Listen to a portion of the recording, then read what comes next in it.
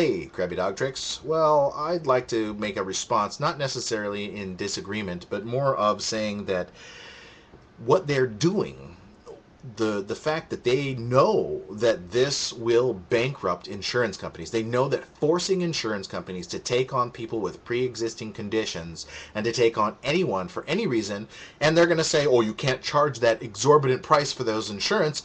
They're going to do price controls, and then they're going to force these insurance companies to take these people on. And much like they forced Fannie Mae and Freddie Mac to take on all of these mortgages, which were complete garbage that should have never been given in the first place, and forced these two companies into complete insolvency and then took them over. Look, Freddie and Fannie are both publicly owned, government owned corporations.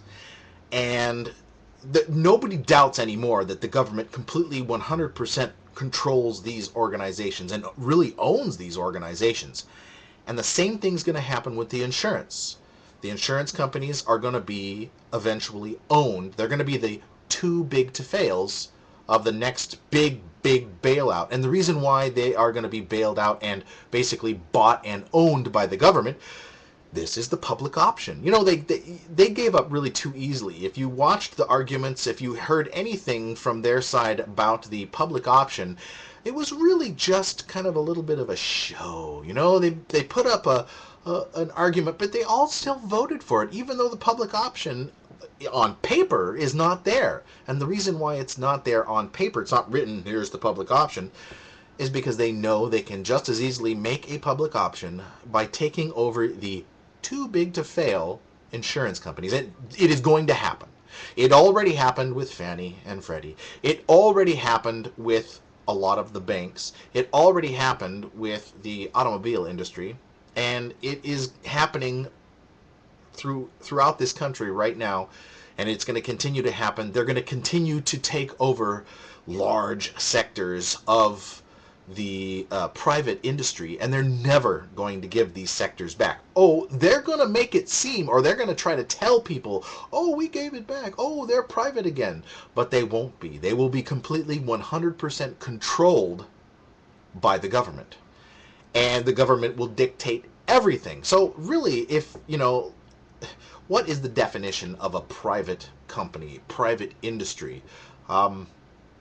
It should be that private industry decides where, when, and how things happen in that industry. My company would decide how, where, and when my company does business. But when it comes to the insurance industry, with especially medical insurance, it is going where, how, and when will all be determined by the government. And will there be profits? No. Everybody already knows that taking all these extra people onto the insurance rolls is going to be a permanent loss situation. So it's not going to be, there's no longer going to be any profit in insurance. Maybe in the first 3 to 4 years of the mandate to buy insurance, there will be some profits.